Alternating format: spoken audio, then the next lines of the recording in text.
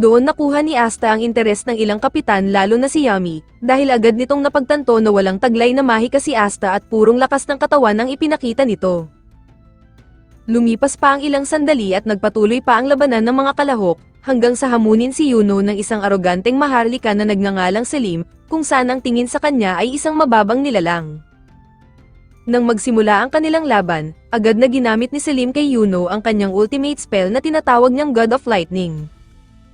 Nang ilunsad ito ni Selim patungo kay Yuno, gumawa si Yuno ng isang buhawi gamit ang kanyang wind magic at kinain lamang ang atake ni Selim, hanggang sa pati ito ay nilipad na ng buhawi at makuryente gamit ang kanyang sariling atake. Pagkatapos ng lahat ng laban, dumating na ang oras ng pag-anunsyo ng resulta, kung saan ang isang kalahok ay may tuturing na pasado sa pagsusulit kung may isa sa mga kapitan ang magtaas ng kamay upang isama ito sa kanilang grupo. Ngunit kung wala man ni isang kapitan ang magpakita ng interes, ang kalahok ay may tuturing na bagsak at kailangan ng umuwi.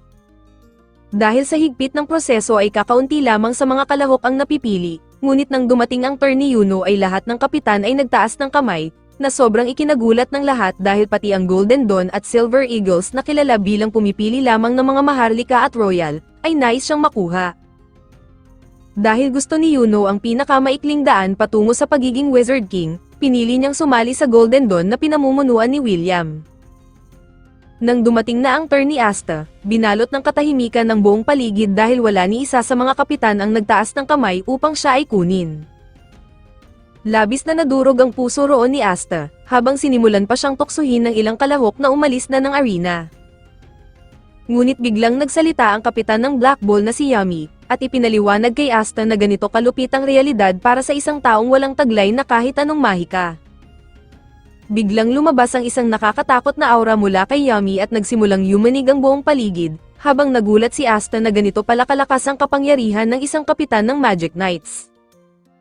Biglang lumapit si Yami kay Asta at sinabi na ang pagiging isang Wizard King ay nangangahulugang kailangang malampasan ang lahat ng kapitan, kaya tinanong ni Yami si Asta kung talaga bang kaya niyang gawin ito kahit wala siyang mahika. Sinabi ni Asta na wala siyang pakialam kung ano man ang sabihin ng ibang tao sa kanya, ngunit hindi siya susuko at titigil sa pag-abot sa kanyang pangarap na maging Wizard King balang araw. Humanga si Yami sa determinasyon ni Asta na ipagpatuloy ang pangarap nito sa kabila ng pagsubok, kaya tinalok niya itong sumali sa kanyang grupo, at sinabing baka balang araw ay magawa nga ni Asta na maging isang Wizard King. Habang bumabalik kay Asta ang lahat ng kanyang hirap at pinagdaanan, masaya niyang tinanggap ang utos sa kanya ni Yami. Pagkatapos ng pagsusulit, magkakamustahan sana si Asta at Yuno, ngunit biglang sumakit ang tiyan ni Asta at agad siyang nagmadali papuntang banyo. Ngunit sinundan pala siya roon ni Sekei na nais maghiganti sa kanya, dahil sa pagkatalo nito at naglagay rito sa isang mababang ranggo na grupo tulad ng Green Mantises. Gamit ang mahika ay lumikha si Sekei ng isang lason na butiki upang ipasok ito sa loob ng banyo habang tumatay si Asta, ngunit ikinagulat niya ang biglaang pagdating ni Yuno at sinimulang wasakin ang kanyang mahika. Pinagbantaan ni Yuno si Sekei at sinabing hindi siya karapat-dapat na kalaban ni Asta, habang sa sobrang takot ni Sekei ay agad din siyang umalis. Todo paliwanag naman si Asta kay Yami dahil sa paghihintay ng matagal nito sa kanya, ngunit maikli ang pasensya ng kapitan at muling pinisil ang kanyang ulo. Inutusan ni Yami ang isa sa kanyang tauhan na gumawa ng isang portal, at walang alinlangang inihagis roon si Asta patungo sa kanilang headquarters. Nang mamangha si Asta sa laki ng kanilang headquarters, agad siyang pumasok rito ngunit sinalubong siya ng isang malakas na pagsabog, habang maligaya siyang binati ni Yami, na welcome sa pinakamasamang grupo sa lahat ng Magic Knights. Samantala, sinalubong naman si Yuno ng isa sa mga miyembro ng Golden Dawn na si Klaus Lunetz, ngunit malamig ang naging pagtanggap nito sa kanya dahil isa lamang siyang pangkaraniwang mamamayan. Bagamat sinabi ni Yuno na gagawin niya ang lahat ng kanyang makakaya upang makuha ang kanilang pagkilala, binalaan pa rin siya ni Klaus na hindi siya ganoon kadaling matatanggap ng buong grupo. Habang malamig ang naging pagtanggap kay Yuno, naging kabaliktaran naman ito ng kay Asta, dahil sobrang init at sobrang gulo ng eksenang nadatnan niya mula sa kanyang magiging mga kasama, na halos sisirain na ng mga ito ang kanilang headquarters. Sinubukan namang magpakilala ni Asta, ngunit dahil abala ang mga ito sa kani-kanilang mga gawain at mga alitan, ay hindi siya napapansin. Kaya upang makuha ang atensyon ng mga ito ay winasak ni Yami ang isang parte ng pader, na ikinagulat ng lahat at agad na sinalubong ang pagbabalik ng kanilang kapitan. Matapos ipakilala ni Asta ang kanyang sarili sa lahat, isa-isa nang nagpakilala sa kanya ang mga miyembro ng grupo, at ang una sa listahan ay ang malakas uminom na si Vanessa. Sumunod naman ay ang laging pabulong magsalita na si Gordon, ang maliit pero matako na si Charmy, at ang napakalaki ngunit tahimik na si Gray. Kasama rin ang adik sa pakikipaglaban na si Locke, ang mainita ng ulo na si Magna, ang adik sa kanyang kapatid na babae na si Gush, at ang babaero na si Finral. Habang ipinapaliwanag ni Yami na may iba pang miyembro ng grupo na wala ngayon sa base dahil sa kani-kanilang dahilan, biglang nagsalita si Magna dahil hindi siya kumbinsido sa kakayahan ni Asta, at nais niya itong bigyan ng mga pagsubok upang makita kung karapat-dapat ba itong maging bahagi ng kanilang grupo, at magsuot ng opisyal na balabal ng Black Ball.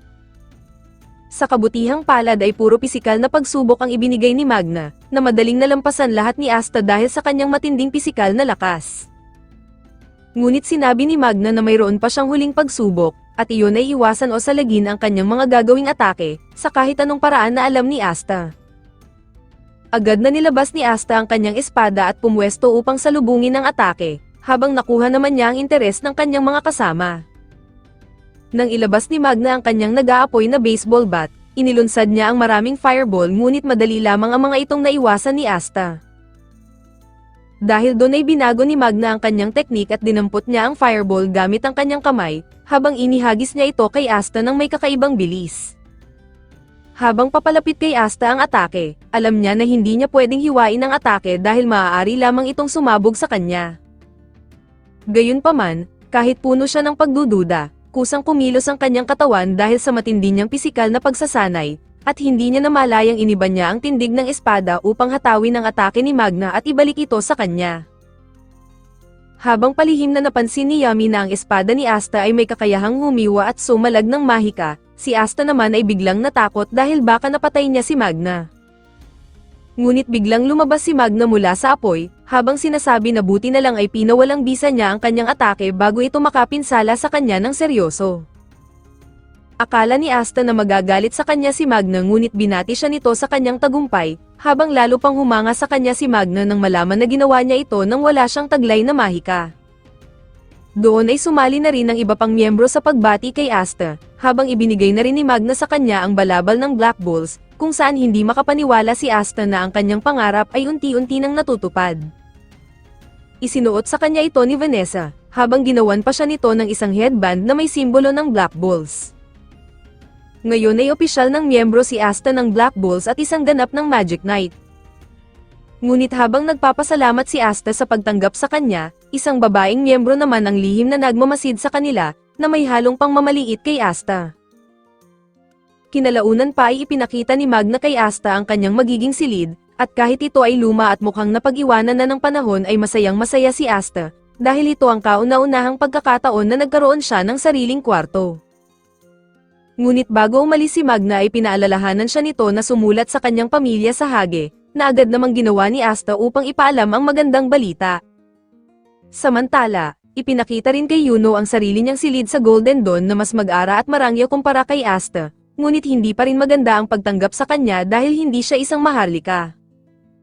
Kinaumagahan sa Hage, natanggap na ni Sister Lily ang sulat ng dalawa at sobrang natutuwa si Father Orsi nang mapabilang si Yuno sa mga Magic Knights.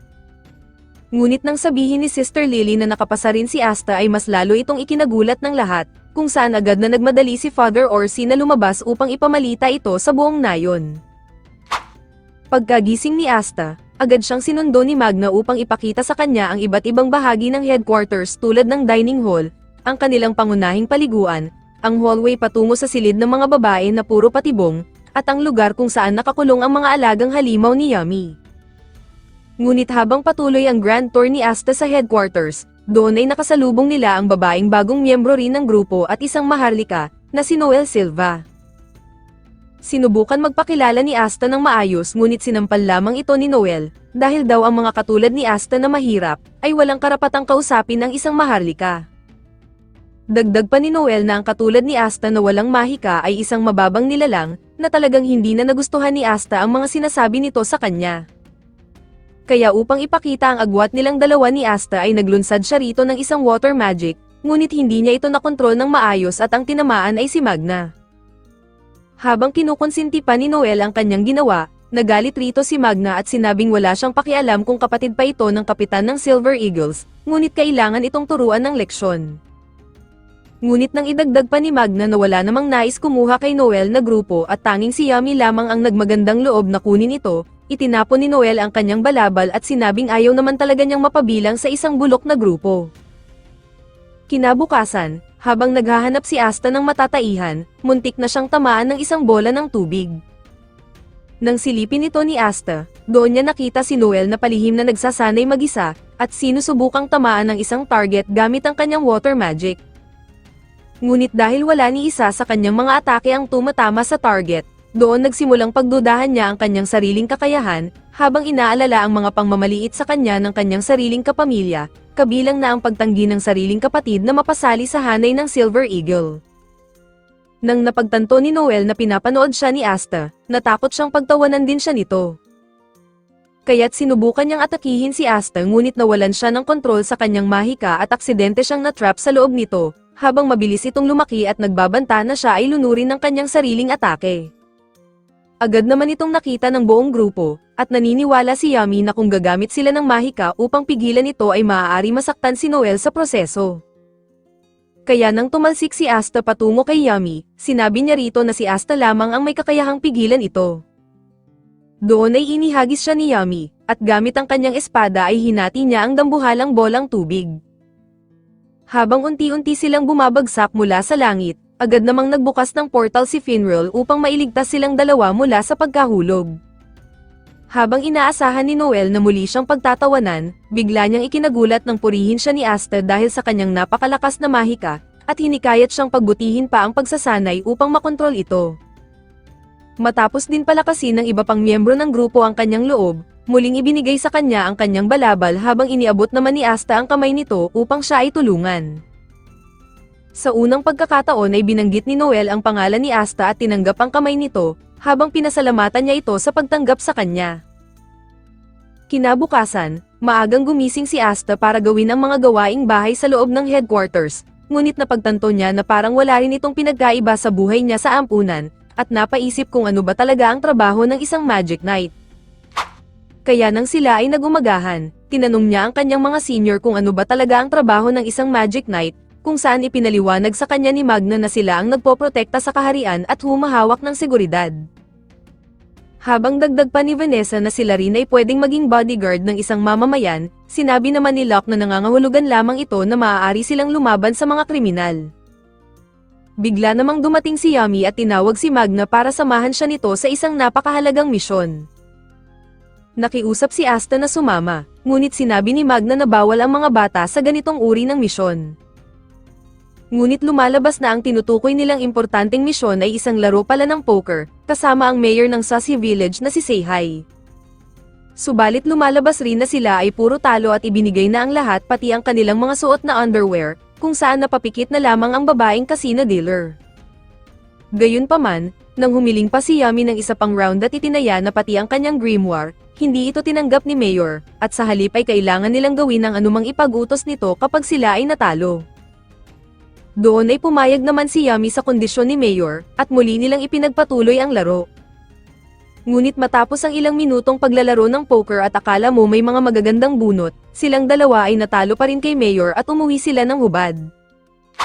Pagbalik nila ng headquarters, ibinigay na nila ang unang magiging misyon ni Asta at Noel, at iyon ay ang paghuli ng mababangis na baboy ramo sa paligid ng Soshi Village. Nang ibunyag ni Yami na natalo kasi sila sa sugal at kailangan nilang gawin ang ipinag-uutos ng mayor ng Soshi Village, doon ay nagreklamo ang dalawa na wala naman silang kinalaman sa kanilang pagkatalo, ngunit nagalit sa kanila si Yami kaya't wala silang nagawa kundi sumunod. Habang excited na si Asta, si Noel naman ay nag-aalala dahil baka hindi na naman niya makontrol ang kanyang mahika at hindi siya makatulong. Ngunit pinalakas ni Magna ang kanyang loob, at sinabing kasama naman siya nila upang gumabay kung sakaling magkaroon ng problema.